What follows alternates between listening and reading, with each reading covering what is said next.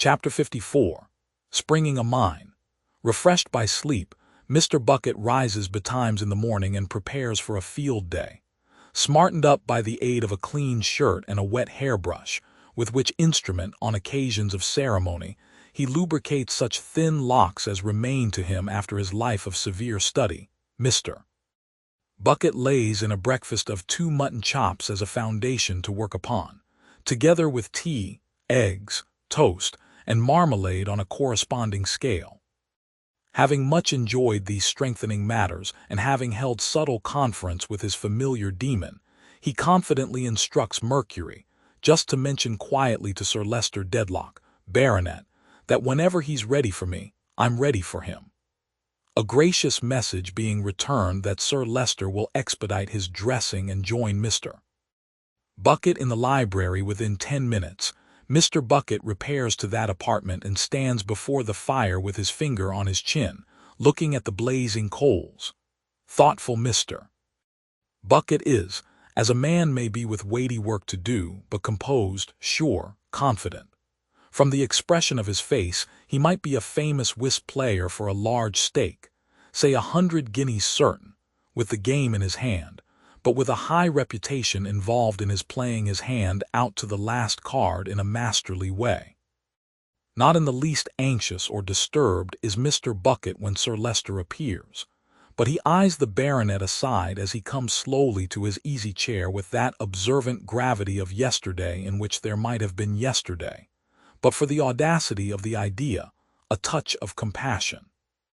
"I am sorry to have kept you waiting, officer, but I am rather later than my usual hour this morning. I am not well. The agitation and the indignation from which I have recently suffered have been too much for me. I am subject to gout." Sir Leicester was going to say indisposition and would have said it to anybody else, but Mr. Bucket palpably knows all about it, and recent circumstances have brought it on. As he takes his seat with some difficulty, and with an air of pain, Mr. Bucket draws a little nearer, standing with one of his large hands on the library table. "I am not aware, officer," Sir Leicester observes, raising his eyes to his face, "whether you wish us to be alone, but that is entirely as you please. If you do, well and good. If not, Miss Dedlock would be interested." "Why, Sir Leicester Dedlock, Baronet," returns Mr. Bucket with his head persuasively on one side, and his forefinger pendant at one ear like an earring, "we can't be too private just at present." "You will presently see that we can't be too private. A lady, under the circumstances, and especially in Miss Dedlock's elevated station of society, can't but be agreeable to me, but speaking without a view to myself, I will take the liberty of assuring you that I know we can't be too private. That is enough. So much so, Sir Leicester Dedlock, Baronet, Mr. Bucket resumes, that I was on the point of asking your permission to turn the key in the door." "By all means." Mr. Bucket skillfully and softly takes that precaution, stooping on his knee for a moment from mere force of habit, so to adjust the key in the lock as that no one shall peep in from the outer side. "Sir Leicester Dedlock, Baronet, I mentioned yesterday evening that I wanted but a very little to complete this case. I have now completed it and collected proof against the person who did this crime." "Against the soldier?" "No, Sir Leicester Dedlock." "Not the soldier?" Sir Leicester looks astounded and inquires, "Is the man in custody?" Mr. Bucket tells him, after a pause, it was a woman. Sir Leicester leans back in his chair and breathlessly ejaculates, "Good heaven!" "Now, Sir Leicester Dedlock, Baronet, Mr. Bucket begins, standing over him with one hand spread out on the library table and the forefinger of the other in impressive use. "It's my duty to prepare you for a train of circumstances that may, and I go so far as to say that will, give you a shock. But Sir Leicester Dedlock, Baronet, you are a gentleman, and I know what a gentleman is and what a gentleman is capable of. A gentleman can bear a shock when it must come, boldly and steadily. A gentleman can make up his mind to stand up against almost any blow. Why, take yourself, Sir Leicester Dedlock, Baronet. If there's a blow to be inflicted on you, you naturally think of your family. You ask yourself, how would all them ancestors of yours, away to Julius Caesar, not to go beyond him at present, have borne that blow? You remember scores of them that would have borne it well. And you bear it well on their accounts, and to maintain the family credit. That's the way you argue, and that's the way you act, Sir Leicester Dedlock, Baronet. Sir Leicester, leaning back in his chair and grasping the elbows, sits looking at him with a stony face. Now, Sir Leicester Dedlock, proceeds Mr. Bucket, thus preparing you, let me beg of you not to trouble your mind for a moment as to anything having come to my knowledge. I know so much about so many characters, high and low, that a piece of information more or less don't signify a straw.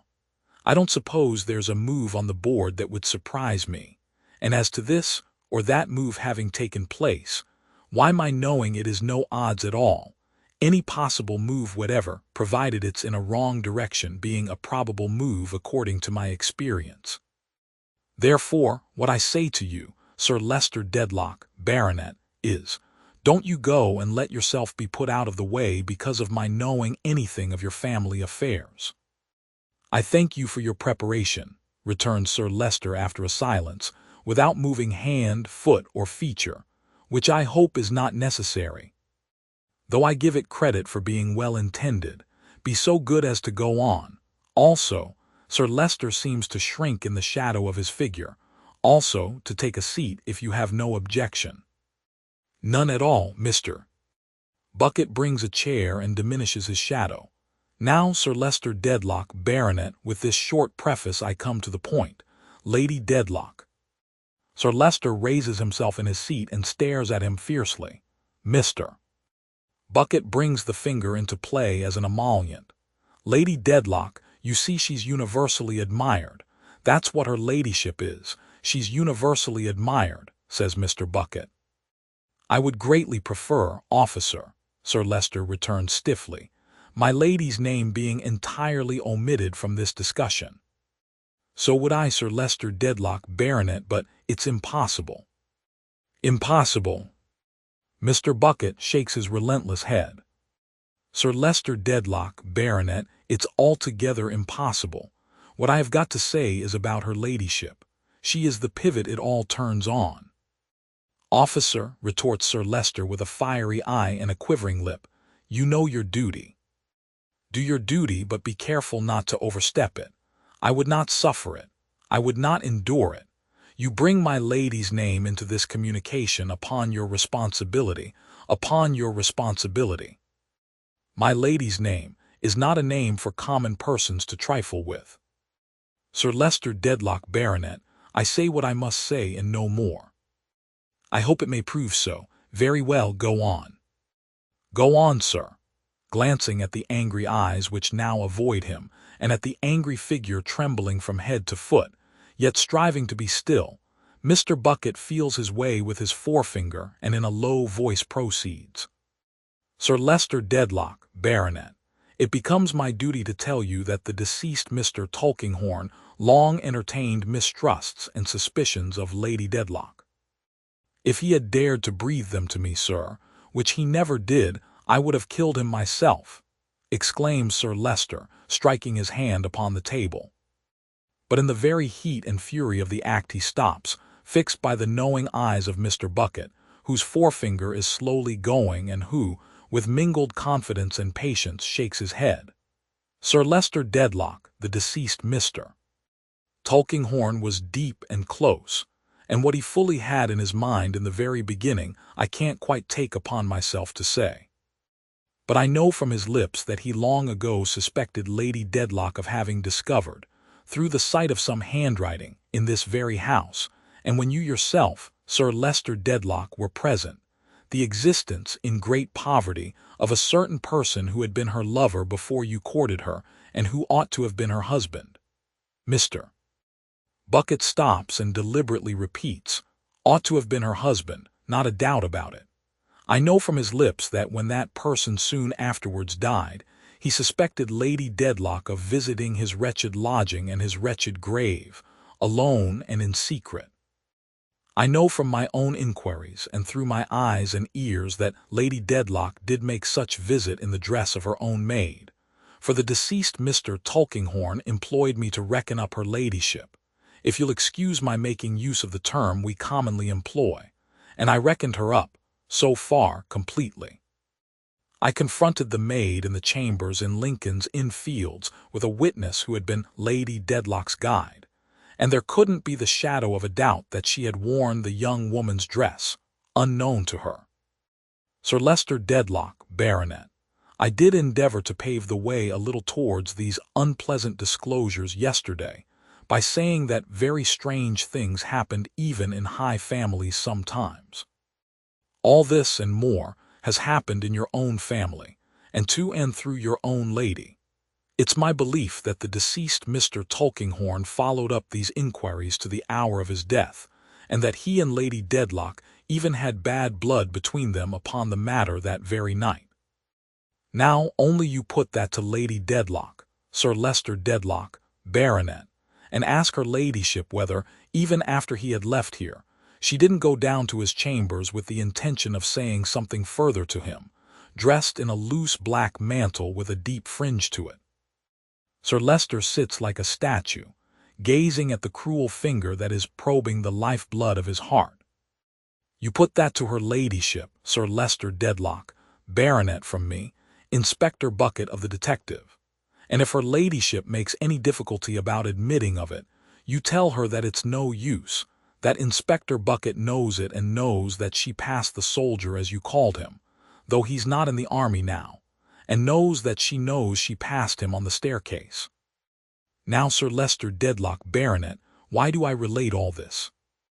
Sir Leicester, who has covered his face with his hands, uttering a single groan, requests him to pause for a moment. By and by he takes his hands away, and so preserves his dignity and outward calmness, though there is no more color in his face than in his white hair, that Mr. Bucket is a little awed by him. Something frozen and fixed is upon his manner, over and above its usual shell of haughtiness, and Mr. Bucket soon detects an unusual slowness in his speech, with now and then a curious trouble in beginning, which occasions him to utter inarticulate sounds. With such sounds he now breaks silence, soon, however, controlling himself to say that he does not comprehend why a gentleman so faithful and zealous as the late Mr. Tulkinghorn should have communicated to him nothing of this painful, this distressing, this unlooked-for, this overwhelming, this incredible intelligence. Again, Sir Leicester Dedlock, Baronet, returns Mr. Bucket, put it to her ladyship to clear that up. Put it to her ladyship if you think it right from Inspector Bucket of the detective. You'll find, or I'm much mistaken, that the deceased Mr. Tulkinghorn had the intention of communicating the whole to you as soon as he considered it ripe, and further, that he had given her ladyship so to understand. Why, he might have been going to reveal it the very morning when I examined the body. You don't know what I'm going to say and do 5 minutes from this present time, Sir Leicester Dedlock, Baronet, and supposing I was to be picked off now, you might wonder why I hadn't done it, don't you see? True. Sir Leicester, avoiding with some trouble those obtrusive sounds, says, true.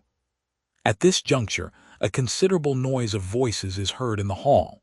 Mr. Bucket, after listening, goes to the library door, softly unlocks and opens it, and listens again. Then he draws in his head and whispers hurriedly but composedly, Sir Leicester Dedlock, Baronet, this unfortunate family affair has taken air, as I expected it might, the deceased Mr. Tulkinghorn being cut down so sudden. The chance to hush it is to let in these people now in a wrangle with your footmen. Would you mind sitting quiet, on the family account, while I reckon 'em up, and would you just throw in a nod when I seem to ask you for it? Sir Leicester indistinctly answers, Officer. The best you can, the best you can. And Mr. Bucket, with a nod and a sagacious crook of the forefinger, slips down into the hall where the voices quickly die away. He is not long in returning. A few paces ahead of Mercury and a brother deity also powdered, and in peach-blossomed smalls, who bear between them a chair in which is an incapable old man. Another man and two women come behind. Directing the pitching of the chair in an affable and easy manner, Mr. Bucket dismisses the Mercuries and locks the door again. Sir Leicester looks on at this invasion of the sacred precincts with an icy stare. "Now, perhaps you may know me, ladies and gentlemen," says Mr. Bucket in a confidential voice. "I am Inspector Bucket of the detective, I am, and this," producing the tip of his convenient little staff from his breast pocket, "is my authority. Now you wanted to see Sir Leicester Dedlock, Baronet. Well, you do see him, and mind you, it ain't everyone as is admitted to that honor. Your name, old gentleman, is Smallweed, that's what your name is." "I know it well." "Well, and you never heard any harm of it," cries Mr. Smallweed in a shrill, loud voice. "You don't happen to know why they killed the pig, do you?" retorts Mr. Bucket with a steadfast look, but without loss of temper. "No." "Why, they killed him," says Mr. Bucket, "on account of his having so much cheek. Don't you get into the same position, because it isn't worthy of you. You ain't in the habit of conversing with a deaf person, are you?" "Yes," snarls Mr. Smallweed, "my wife's deaf." "That accounts for your pitching your voice so high. But as she ain't here, just pitch it an octave or two lower, will you, and I'll not only be obliged to you, but it'll do you more credit," says Mr. Bucket. "This other gentleman is in the preaching line, I think." "Name of Chadband," Mr. Smallweed puts in, speaking henceforth in a much lower key. "Once had a friend and brother surgeon of the same name," says Mr. Bucket, offering his hand, and consequently feel a liking for it. "Mrs. Chadband, no doubt." "And Mrs. Snagsby," Mr. Smallweed introduces. "Husband a law stationer and a friend of my own," says Mr. Bucket. "Love him like a brother." "Now what's up? Do you mean what business have we come upon?" Mr. Smallweed asks, a little dashed by the suddenness of this turn. "Ah, you know what I mean. Let us hear what it's all about in presence of Sir Leicester Dedlock, Baronet." "Come." Mr. Smallweed, beckoning Mr. Chadband, takes a moment's counsel with him in a whisper. Mr. Chadband, expressing a considerable amount of oil from the pores of his forehead and the palms of his hands, says aloud, "Yes." "You first," and retires to his former place. "I was the client and friend of Mr. Tulkinghorn, pipes grandfather Smallweed then. I did business with him. I was useful to him, and he was useful to me. Crook, dead and gone, was my brother-in-law. He was own brother to a brimstone magpie, leastways Mrs. Smallweed. I come into Crook's property. I examined all his papers and all his effects. They was all dug out under my eyes. There was a bundle of letters belonging to a dead and gone lodger as was hid away at the back of a shelf in the side of Lady Jane's bed, his cat's bed. He had all manner of things away, everywheres. Mr. Tulkinghorn wanted 'em and got 'em, but I looked 'em over first. I'm a man of business, and I took a squint at 'em. They was letters from the lodger's sweetheart, and she signed Honoria. Dear me, that's not a common name, Honoria, is it? There's no lady in this house that signs Honoria, is there? Oh no, I don't think so. Oh no, I don't think so. And not in the same hand, perhaps. Oh no, I don't think so. Here, Mr. Smallweed, seized with a fit of coughing in the midst of his triumph, breaks off to ejaculate, "Oh, dear me! Oh, Lord, I'm shaken all to pieces." "Now when you're ready," says Mr. Bucket, after awaiting his recovery, "to come to anything that concerns Sir Leicester Dedlock, Baronet, here the gentleman sits, you know." "Haven't I come to it, Mr. Bucket?" cries grandfather Smallweed. "Isn't the gentleman concerned yet?" "Not with Captain Hawdon and his ever-affectionate Honoria and their child into the bargain. Come, then, I want to know where those letters are.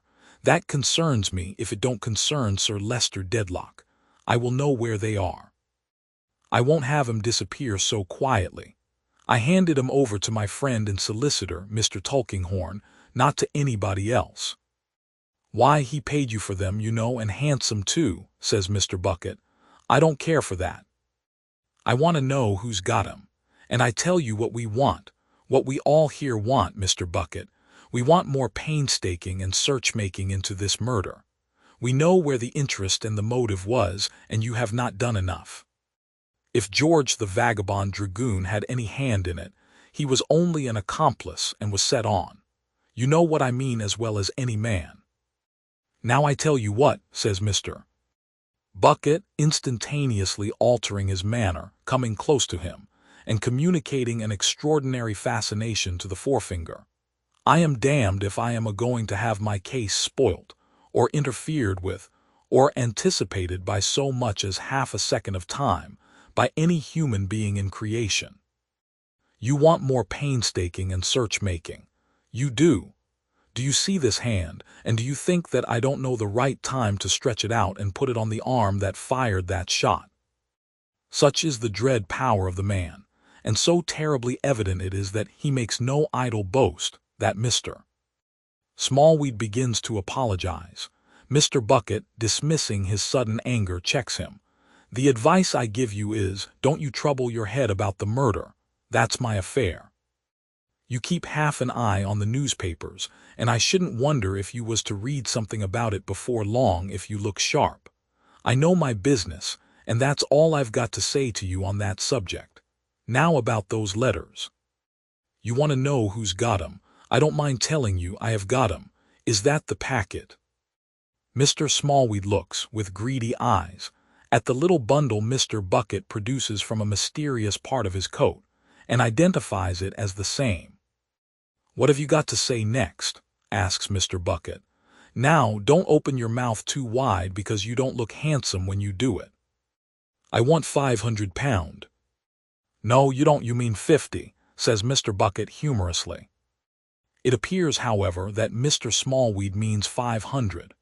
That is, I am deputed by Sir Leicester Dedlock, Baronet, to consider, without admitting or promising anything, this bit of business, says Mr.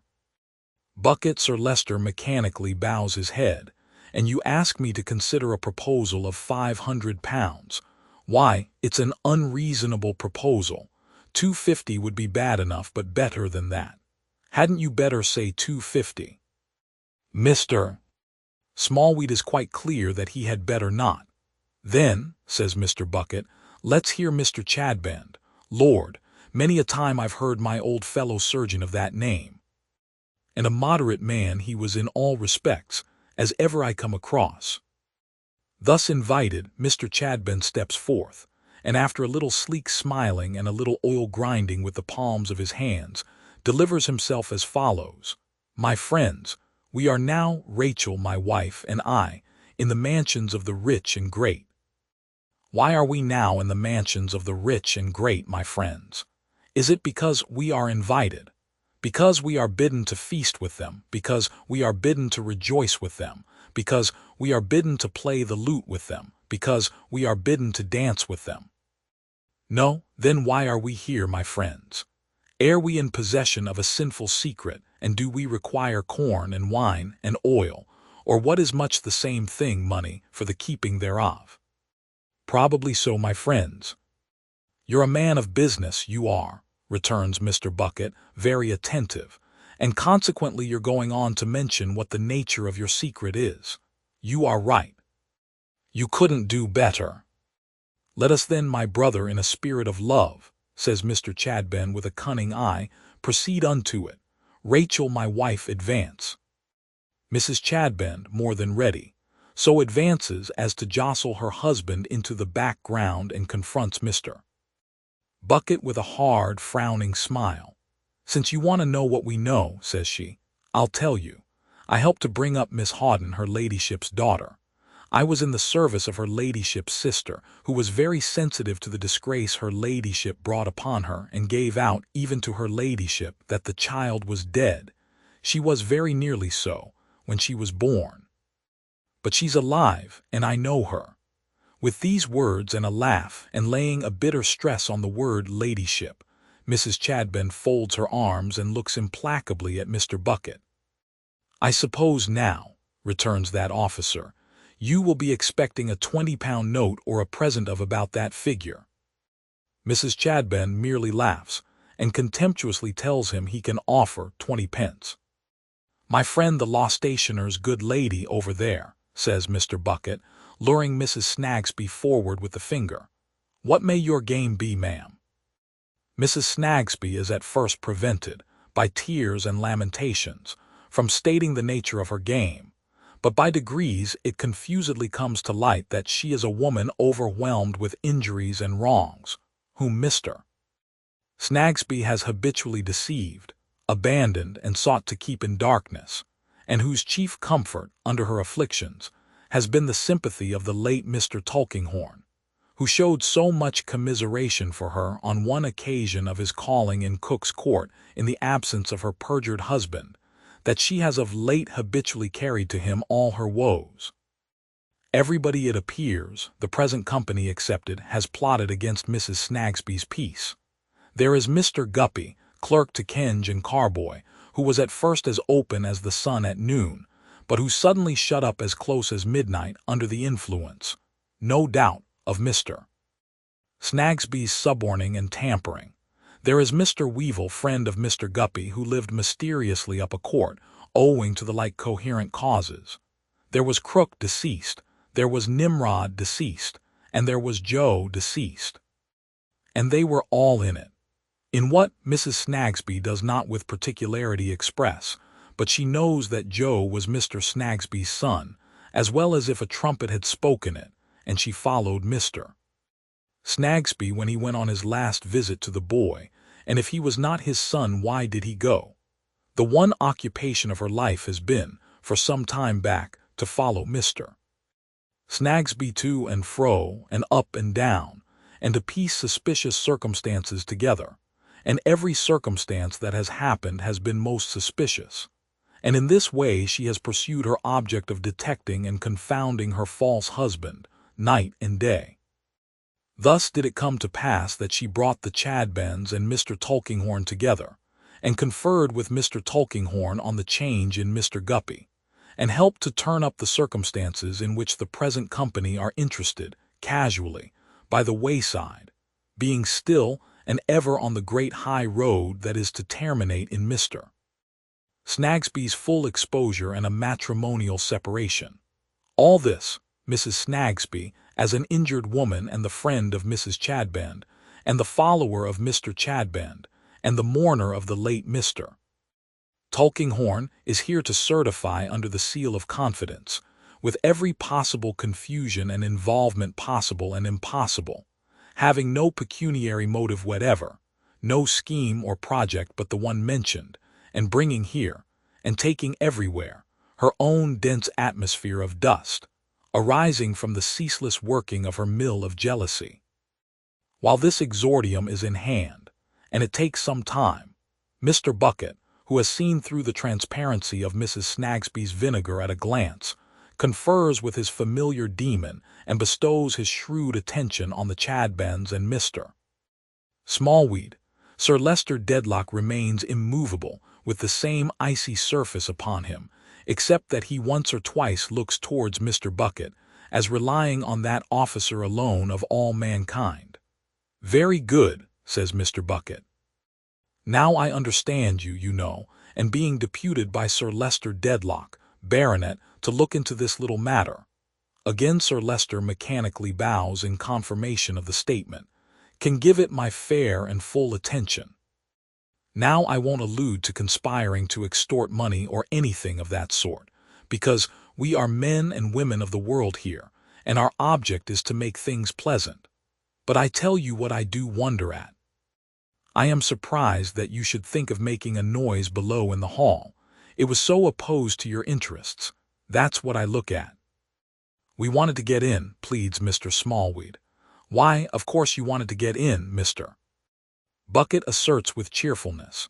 "But for a old gentleman at your time of life, what I call truly venerable, mind you, with his wits sharpened, as I have no doubt they are, by the loss of the use of his limbs, which occasions all his animation to mount up into his head, not to consider that if he don't keep such a business as the present as close as possible it can't be worth a mag to him, is so curious.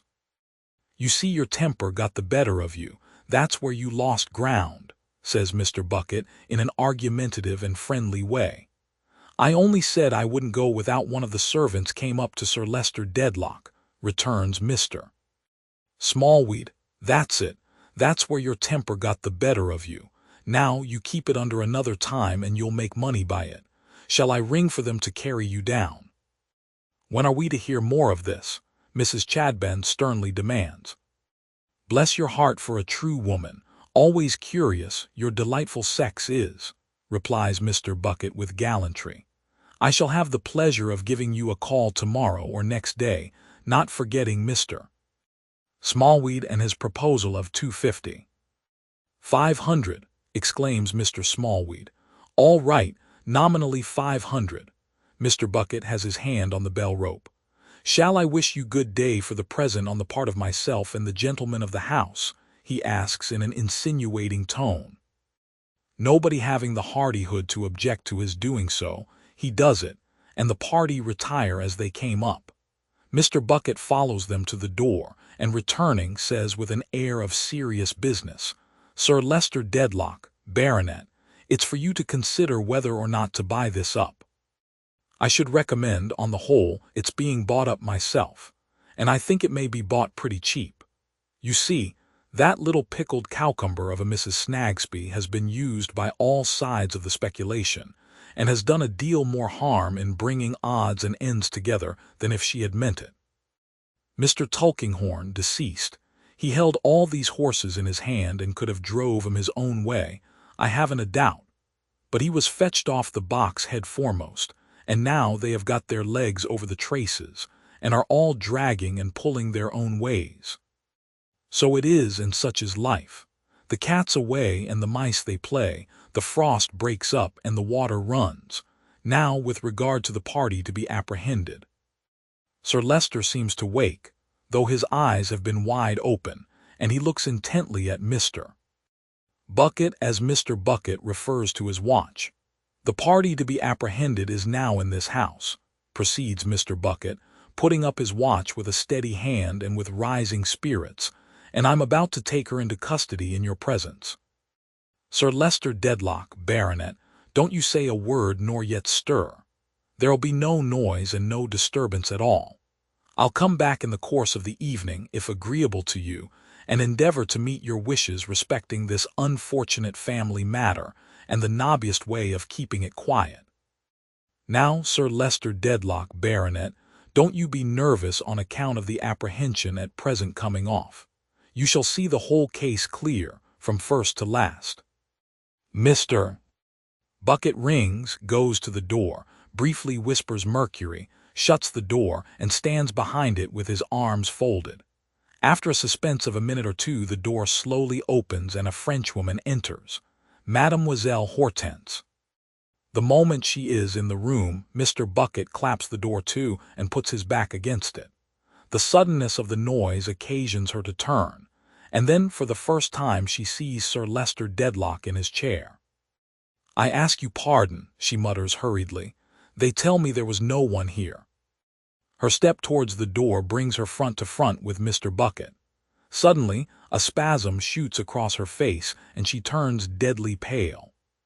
"This is my lodger, Sir Leicester Dedlock," says Mr. Bucket, nodding at her. "This foreign young woman has been my lodger for some weeks back." "What do Sir Leicester care for that, you think, my angel?" returns Mademoiselle in a jocular strain. "Why, my angel," returns Mr. Bucket, "we shall see." Mademoiselle Hortense eyes him with a scowl upon her tight face, which gradually changes into a smile of scorn. "You are very mysterious. Are you drunk?" "Tolerable sober, my angel," returns Mr. Bucket. "I come from arriving at this so detestable house with your wife. Your wife have left me since some minutes. They tell me downstairs that your wife is here. I come here and your wife is not here. What is the intention of this fool's play, say then?" Mademoiselle demands, with her arms composedly crossed, but with something in her dark cheek beating like a clock. Mr. Bucket merely shakes the finger at her. "Ah, my God, you are an unhappy idiot," cries Mademoiselle with a toss of her head and a laugh. "Leave me to pass downstairs, great pig. with a stamp of her foot and a menace. "Now, mademoiselle," says Mr. Bucket in a cool, determined way, "you go and sit down upon that sofa." "I will not sit down upon nothing," she replies with a shower of nods. "Now, mademoiselle," repeats Mr. Bucket, making no demonstration except with the finger, "you sit down upon that sofa." "Why?" "Because I take you into custody on a charge of murder, and you don't need to be told it. Now, I want to be polite to one of your sex and a foreigner if I can. If I can't, I must be rough, and there's rougher ones outside. What I am to be depends on you. So I recommend you, as a friend, afore another half a blessed moment has passed over your head, to go and sit down upon that sofa." Mademoiselle complies, saying in a concentrated voice while that something in her cheek beats fast and hard, "You are a devil." "Now you see, Mr. Bucket," proceeds approvingly, "you're comfortable and conducting yourself as I should expect a foreign young woman of your sense to do. So I'll give you a piece of advice, and it's this: don't you talk too much. You're not expected to say anything here, and you can't keep too quiet a tongue in your head. In short, the less you parley, the better, you know." Mr. Bucket is very complacent over this French explanation. Mademoiselle, with that tigerish expansion of the mouth and her black eyes darting fire upon him, sits upright on the sofa in a rigid state, with her hands clenched, and her feet too, one might suppose, muttering, "Oh, you Bucket, you are a devil." "Now, Sir Leicester Dedlock, Baronet," says Mr. Bucket, and from this time forth the finger never rests. "This young woman, my lodger, was her ladyship, maid at the time I have mentioned to you. And this young woman, besides being extraordinary vehement and passionate against her ladyship after being discharged—" "Lie," cries mademoiselle. "I discharge myself." "Now, why don't you take my advice?" returns Mr. Bucket in an impressive, almost in an imploring tone. "I'm surprised at the indiscreetness you commit.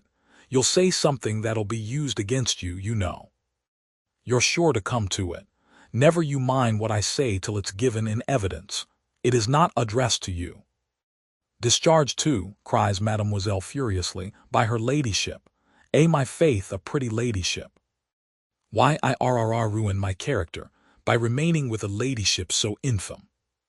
"Upon my soul, I wonder at you," Mr. Bucket remonstrates. "I thought the French were a polite nation, I did really.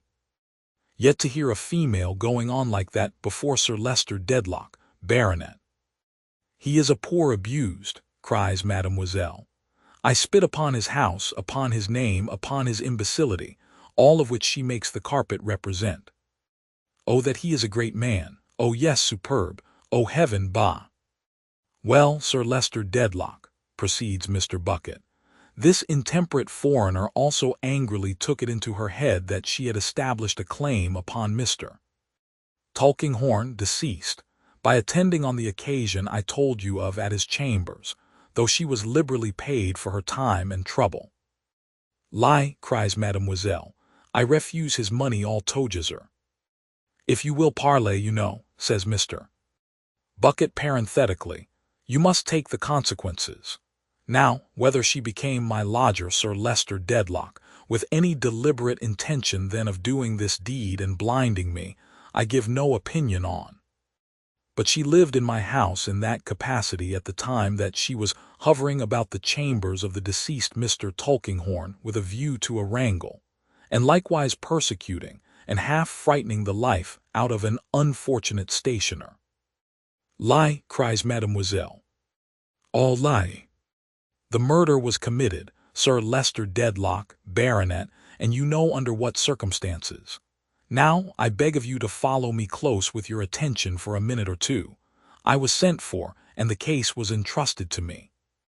I examined the place and the body and the papers and everything. From information I received from a clerk in the same house, I took George into custody as having been seen hanging about there on the night, and at very nigh the time of the murder, also as having been overheard in high words with the deceased on former occasions, even threatening him, as the witness made out.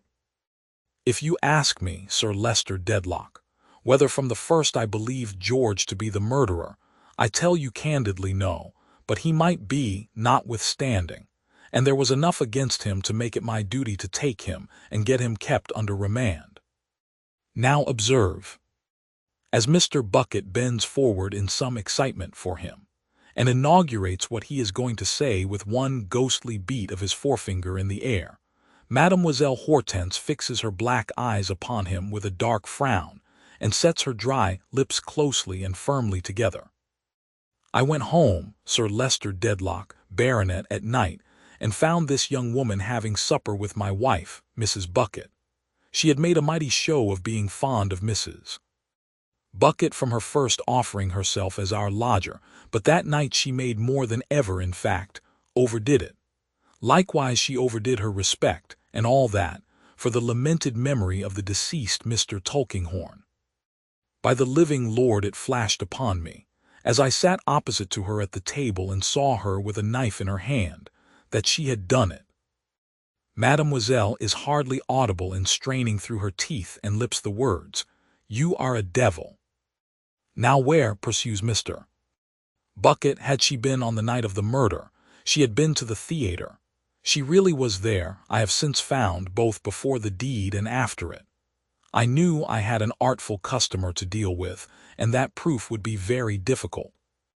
And I laid a trap for her, such a trap as I never laid yet, and such a venture as I never made yet. I worked it out in my mind while I was talking to her at supper.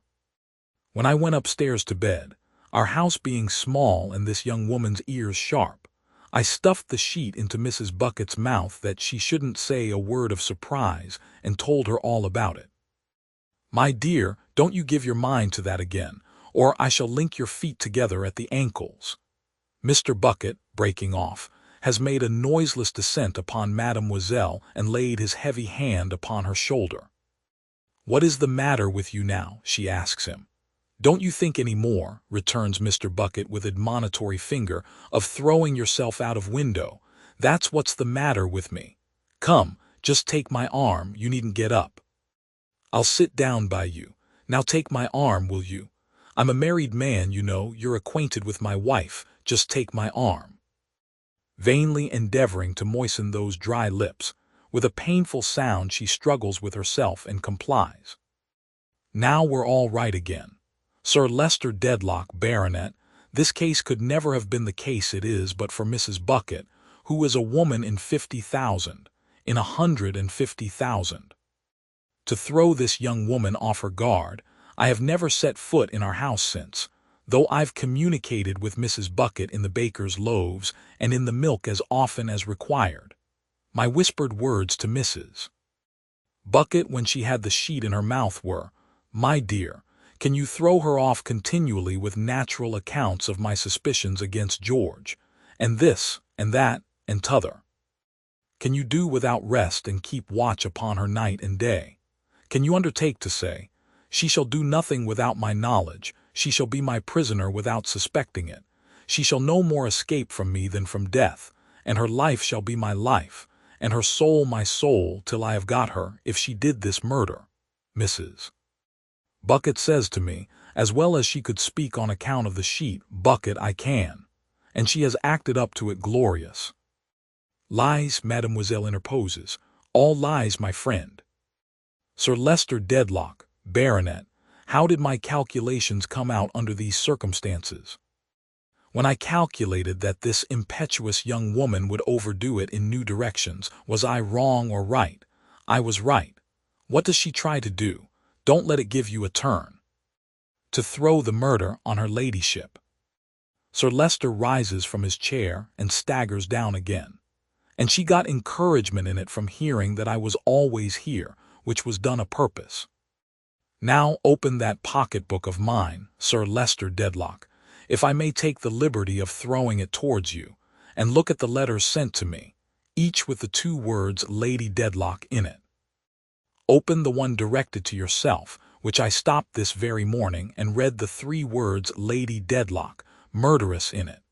These letters have been falling about like a shower of lady birds. What do you say now to Mrs. Bucket, from her spy place, having seen them all written by this young woman. What do you say to Mrs. Bucket having, within this half-hour, secured the corresponding ink and paper, fellow half-sheets and what not? What do you say to Mrs. Bucket having watched the posting of every one by this young woman, Sir Leicester Dedlock, Baronet? Mr. Bucket asks, triumphant in his admiration of his lady's genius. Two things are especially observable as Mr. Bucket proceeds to a conclusion. First, that he seems imperceptibly to establish a dreadful right of property in Mademoiselle. Secondly, that the very atmosphere she breathes seems to narrow and contract about her, as if a close net or a pall were being drawn nearer, and yet nearer around her breathless figure. There is no doubt that her ladyship was on the spot at the eventful period, says Mr. Bucket, and my foreign friend here saw her, I believe, from the upper part of the staircase. Her ladyship and George and my foreign friend were all pretty close on one another's heels, but that don't signify any more, so I'll not go into it. I found the wadding of the pistol with which the deceased Mr. Tulkinghorn was shot. It was a bit of the printed description of your house at Chesney Wold. Not much in that, you'll say, Sir Leicester Dedlock, Baronet. No. But when my foreign friend here is so thoroughly off her guard as to think it a safe time to tear up the rest of that leaf, and when Mrs. Bucket puts the pieces together and finds the wadding wanting, it begins to look like Queer Street. These are very long lies, Mademoiselle interposes. You prose great deal. Is it that you have almost all finished, or are you speaking always? Sir Leicester Dedlock, Baronet, proceeds Mr. Bucket, who delights in a full title and does violence to himself when he dispenses with any fragment of it. The last point in the case which I am now going to mention shows the necessity of patience in our business, and never doing a thing in a hurry. I watched this young woman yesterday without her knowledge when she was looking at the funeral, in company with my wife, who planned to take her there. And I had so much to convict her, and I saw such an expression in her face, and my mind so rose against her malice towards her ladyship, and the time was altogether such a time for bringing down what you may call retribution upon her, that if I had been a younger hand with less experience, I should have taken her, certain. Equally last night, when her ladyship, as is so universally admired, I am sure, come home looking, why, Lord, a man might almost say like Venus rising from the ocean. It was so unpleasant and inconsistent to think of her being charged with a murder of which she was innocent that I felt quite to want to put an end to the job. What should I have lost? Sir Leicester Dedlock, Baronet, I should have lost the weapon. My prisoner here proposed to Mrs. Bucket, after the departure of the funeral, that they should go per bus a little ways into the country and take tea at a very decent house of entertainment. Now, near that house of entertainment there's a piece of water. At tea, my prisoner got up to fetch her pocket handkerchief from the bedroom where the bonnets was. She was rather a long time gone and came back a little out of wind. As soon as they came home, this was reported to me by Mrs. Bucket, along with her observations and suspicions. I had the piece of water dragged by moonlight, in presence of a couple of our men, and the pocket pistol was brought up before it had been there half a dozen hours. Now, my dear, put your arm a little further through mine and hold it steady, and I shan't hurt you. In a trice Mr. Bucket snaps a handcuff on her wrist. That's one, says Mr. Bucket. Now the other, darling.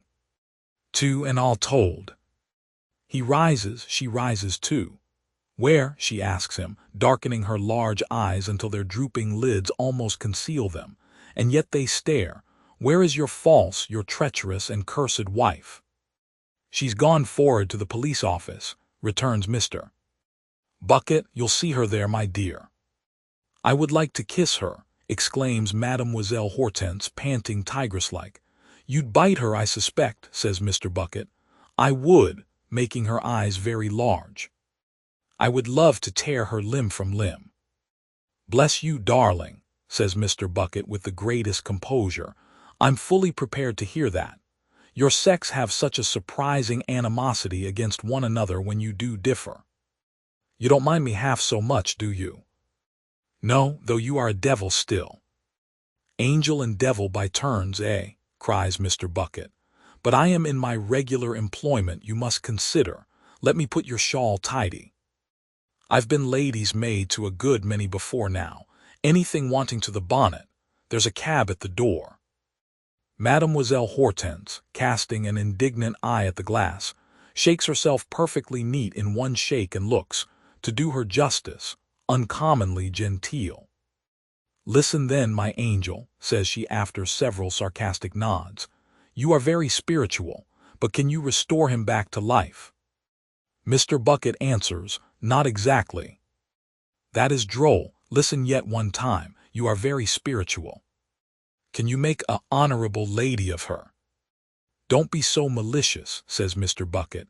Or a haughty gentleman of Him, cries Mademoiselle, referring to Sir Leicester with ineffable disdain. Oh, then regard him, the poor infant, ha, ha.